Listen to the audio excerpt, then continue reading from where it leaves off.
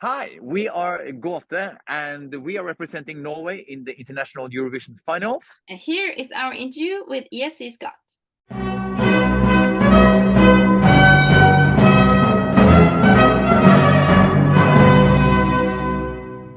So, first of all, I just want to say congratulations. Absolutely amazing. Thank you very much. How have you been? Thank you very much. How have you been feeling since the final? Ooh, it's been quite a new it's been a new feeling playing in Gåte after the final. It's a new chapter for us. It's I feel sort of your normal state, like your how you normally feel, and if that's like a line here, and sometimes you're under that line, and when everything is you feel more happy, or everything is working out in your life more than it has done before, maybe you can say that you're a little bit over that line. And now I'm like much more over that line, totally. Or every day it's like I'm constantly feeling I'm this feeling of happiness. I'm very happy. Well, you and definitely should be.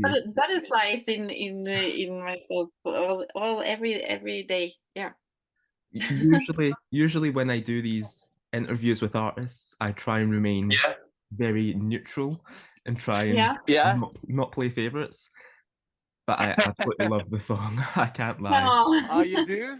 I really do. I love it. I can't not stop listening to it. So you do see the song is a modern interpretation of an old Norwegian, like, medieval ballad. Can you just explain a little bit more about what the song and the story is all about? Well, yeah, the song is it's a combination of two elements that you wouldn't actually believe could do something together. But the first element is the verses. That is an old quite unknown medieval ballad, and it's about jealousy, and there's a stepmother that tries to is jealous of her stepdaughter, and because everyone is so fond of her and everybody likes her, so she tries to change her into with magic, cast spells on her, changes her into different objects like a sword or a needle and different stuff. But no matter what object she transforms hers into, everybody just loves that object. So the tailor would love the needle, and the warrior would just love that sword. So in the end, she casts a spell on her, so she becomes a wolf, and she's then doomed to go roam the forests. And the only way she can get rid of her spell as a wolf and become a woman again is to drink her brother's blood. And so one day she meets her stepmother. When she, as a wolf, she meets her stepmother in the woods, and she rips her heart out and eats her, drinks the blood from the heart. And the stepmother is actually pregnant with her half brother. So then technically she drinks her brother's blood, and she is free of the spell. Now that is one part of the story. It's another part. And the other part is in the choruses. Gunhild sings an old calling. It's called a kulok that you used to sing to get the animals on the farm, to get them to come to you and come to the farm. And those two things combined gives that really strange feeling. That's something magical that you can't really explain. Well, now, what was the process of getting the song to Melodi Grand Prix? Did you approach the broadcaster, or did they come to you with the song? What was the process there? Well, we had the song, and first they actually asked me to participate with a song they had, and I kind of felt that well, I could see what they meant, and that they could think that that was a song that could fit me, but I didn't feel it that much. But in another way, I also felt that, oh, that would be so much fun to participate. And then I come up with the idea that maybe if you want me, maybe that's actually, it's not me you want, it's Gåte you want. But they didn't think that that was an option. So I said that I would ask them, and everyone was positive after thinking a bit about it. And we came back and said that maybe Gåte could be an option, and we also have a song, do you want to listen to it? And then they did, and they was like, yeah. They really loved it. They loved it. Yeah. And then we just had to short it down from 6 minutes to 3 minutes. That must have been hard. But it was really a good process, because it really got to distill it. So we got rid of all like the dead meat, and just we really purified it in a way and distilled it. And that's been very inspirational, actually, songwriting wise as well. So yeah, and now we're here and we're participating in this like new world of music that we didn't know existed, really, like talking to guys like you and stuff. It's really cool. NRK they have asked us before, many years ago, several times, and we said no. And I think that they thought that it was not an option, that Gåte wouldn't do it. But things has changed, and we have changed, and maybe we are also a bit more grown-up people, that like we don't think so much about what other people think. And because here in Norway it has been a little Eurovision and stuff that has gone through a period that it hasn't been that much. How do you say it, Magnus? Yeah, I would just say it's just awesome to participate in Eurovision. Yeah, definitely. I mean, I listened to the 6-minute version, and I just thought, how did they cut that from 6 minutes to 3 minutes? It was amazing. Now, one of the things that makes your performance stand out, I think, is the staging. It's really captivating. It's so enticing.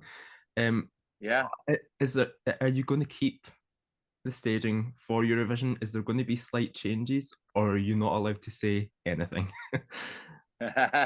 Well, I mean, we have a good thing going on. We put a lot of work and collaborated with good people, and so we're going to start from that. But of course, we have to scale it to a bigger stage, a larger production, and I mean, this is the core. I mean, it's Gunhild in the center of that storm. It's us around there. It's we're building it from there, really. And of course, we try to use elements of nature all the way. We have the wind. We have the physical movement of that stage that is rotating, that Gunhild is on. We have our trees, our rocks. We have our fog. So we just, you know, I mean, Malmö is bigger, so we have to make it better. Yeah, definitely. So one thing I really wanted to ask as well is there any plan for a music video in the works, or are we waiting until Eurovision's over for anything like that? Well, we are doing a lot of things now in terms of creating material content for Ulveham. So we don't really know when, but I think there will be different kinds of film material to accompany that song in times ahead. I don't have any time, no schedule for it, but of course there will be we will release stuff. Yeah. Now, Norway hasn't actually sent a song in Norwegian since 2006. That's 18 years ago. How does it feel to be representing your country by singing your language at Eurovision? It's not something that's seen a lot nowadays. So how does that feel? I think that we feel that we represent Norway with something that's from our culture, from our with our language, with our music, and we bring with us a story that's everyone in Norway's story in a way. So we represent Norway in a Norwegian way, and that feels right, and it feels in a way how to do it. That's how to do it. Yeah, and in Eurovision as well. I mean, bringing something unique and from your own culture is always a good thing to bring to the table in Eurovision. And it just happens to be that we have always done this. We are a band that's been playing for 20 years, so this is what we have always done. So this is not something we just have sculpted or formulated for Eurovision. This is what we do, and we're really proud that the Norwegian people wanted to send us and something. So let's say in a Eurovision setting, I deem us like quite an original act this year. So we were really proud that we can represent Norway in that way. The public reaction and the reception of the song has been pretty amazing. What is it like to see all of the comments and the messages and the reactions of your videos? How does it feel to see all of the people loving your song? It's been immense. It's been really, really, really heartfelt, amazing. Because I mean, normally you would release music, and I mean, yeah, some people care. Sometimes you get a hit single, sometimes you don't.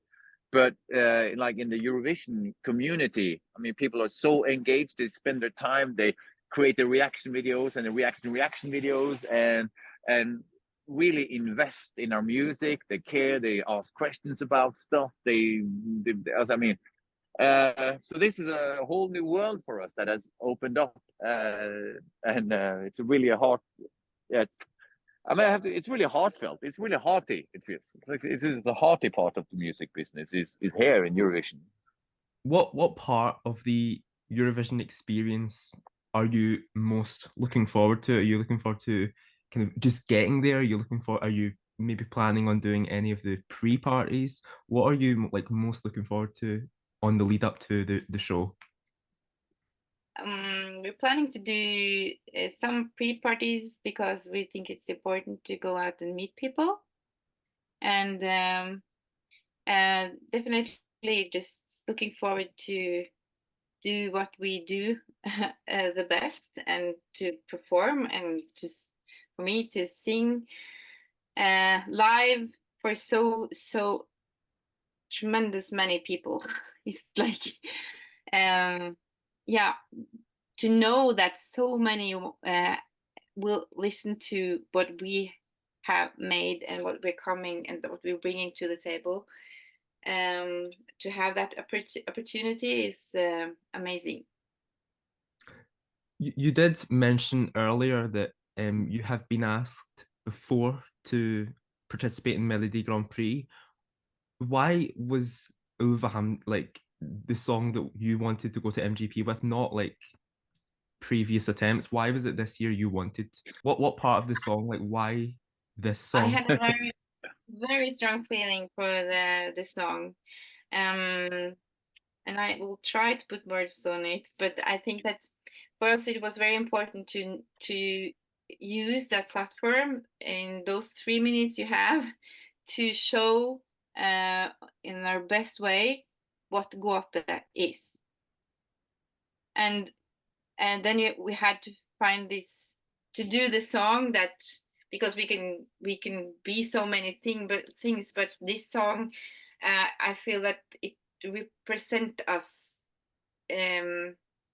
very broadly. Yeah, and, it's a very quintessential Gåte song. Yeah. It epitomizes what we are about, really.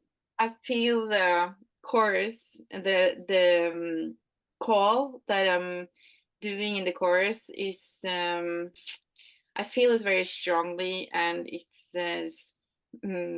I knew that I would do that in a way that only I can do. If I may say. Yeah, but I mean, in the chorus, and there is no words in the chorus, but there's a ton of communication there, and that's when you get to such like musical, when you have like musical stretches like that, and when you can feel so much coming through, but there's no words. It's really palpable and a strong listening experience, and it seems like a lot of people is having that emotional and very palpable experience when listening to it. And I think also sometimes lyrics can stand in the way for like open up for what the music could be for you, because when you put words something, it's like kind of also it gets smaller in a way. It can get smaller. When you don't understand the words, because Norwegians, they could understand, but also it's a very old Norwegian language, so a lot of Norwegian, most Norwegians, they doesn't they can understand it if they sit down and just try to read it several times, maybe they understand it, but I think that that you don't understand the words immediately, it opens up and give you the chance to put your feelings and your story into it. And so I think that it is in Norwegian, that's not a problem. It just makes it more tilgjengelig, Magnus. It makes the actual musical unique experience more accessible. It opens up the music really without any words, because words are, words stimulates your language center, and you start thinking a lot about meaning and stuff. But music, the pure musical experience, it is an experience. It's something you feel. And so with this 3-minute song, I feel we really can engage quite a vast and deep musical experience in only 3 minutes in Eurovision. So but I'm very having the story and having the lyrics, and that I know the lyrics and I know what story I'm gonna tell, and I love that it is this like complicated, long, old story behind it. But it doesn't matter that you don't understand it immediately. I get it. You definitely feel something during the performance. I mean, I felt it, and loads of other people have felt it as well. It's one of the songs I'm so excited to see live. Like, your vocals are incredible. It's something I really want to see live. Now let's fast forward. Like let's imagine we're time traveling. We're in the Malmö, and you've just finished your performance, the 3 minutes on stage. What do you want the audience to feel? What emotions would you want the audience and the viewers to feel from the 3 minutes that you've got on that stage? I want them to feel that the time appears. I want them to feel that time stops, and that they don't think about before and after. That they're just there, here and now, when we're performing that song. And in a way, you could say if they get somehow near the same kind of feeling of the hair rising on the back, if you have hair on the back, or your legs, that goose. I mean, because we have experienced so many strong emotional experiences like from this song, and I can still get goosebumps when Gunhild sings that chorus. And so a goosebump in Malmö Arena is what we're going for. Yeah. Now, finally, guys, last question is, what would it mean to you if people supported you in Malmö and they voted for your song, and ultimately you made the final and you possibly done well in the final? How would that feel? What would it mean to you? For us, it would mean very much because we're an established band. We are, I mean, as a, we're really one of like Norway's top live acts, because we played very much. We have, as you see, we're a very energetic stage performance. We have, I mean, we have a good set list for doing great shows. We are already, we play big venues in Norway, and for us, it would mean that we could also go out and play big venues internationally and reach a much larger audience. And we have the package, we have the band, we have the experience, and we have the passion. We want to do it. Yeah.